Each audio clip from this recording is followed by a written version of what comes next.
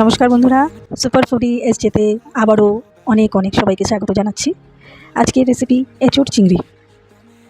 এঁচোড় চিংড়ি আজকে আমাদের বাড়িতে সবারই ইচ্ছে ছিল যে এঁচোড় চিংড়ি হয় না অনেকদিন, অ্যাকচুয়ালি কাটাকুটির ঝামেলাতে করে উঠতে পারি না। যাই হোক, আজকে আমার মাসি কেটে দিয়েছে কাঁঠালটাকে ডুমডুম করে।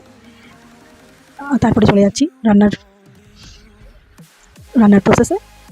এইবারে আমি প্রথমে কাঁঠালটা যে কাটা ছিল সেটাকে ধুয়ে পরিষ্কার করে একটু হলুদ ও লবণ মেখে রাখছি।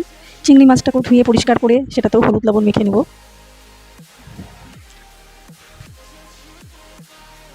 হয়ে গেল। আলু, 4টে আলু ডুমো করে কেটে নিয়েছিলাম।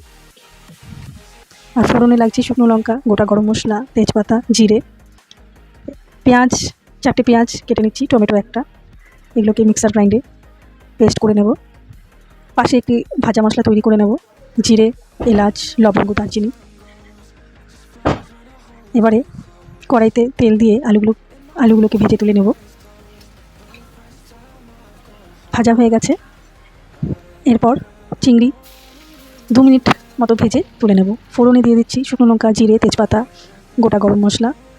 তারপর দিয়ে দিচ্ছি পেঁয়াজ বাটা। এবার মশলা দিচ্ছি জিরে বাটা, আদা বাটা, লঙ্কার গুঁড়ো, ধনে গুঁড়ো দিয়ে ভালো করে কষিয়ে নেব। এরপর দিয়ে দিচ্ছি স্বাদ মতো লবণ। ভালো করে কষিয়ে নেব। কষানো প্রায় হয়ে এসছে। এবার কটা কাঁচা লঙ্কা চিড়ে দিয়ে দেবো, আবারও ভালো করে কষিয়ে নেব। এবার সেদ্ধ করে রাখা কাঁঠাল সেগুলো ঢেলে দেব।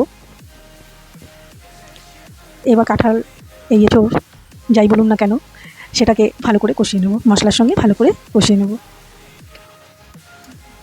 ভালো করে কষানো হয়ে এলে তাতে দিয়ে দেবো গরম জল।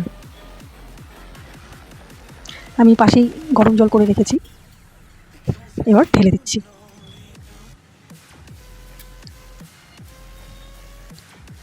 এবারে এটাকে একটু ফুটতে দেবো, একটু নেড়ে চেড়ে ঢাকা দিয়ে। হ্যাঁ, ফুটে এসছে। এবার দিয়ে দিচ্ছি ভেজে রাখা আলু ও ভেজে রাখা চিংড়ি মাছগুলো।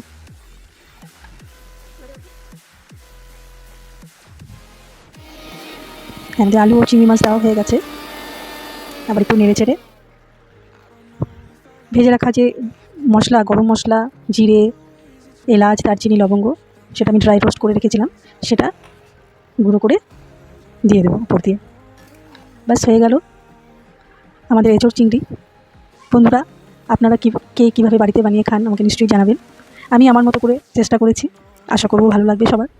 ধন্যবাদ।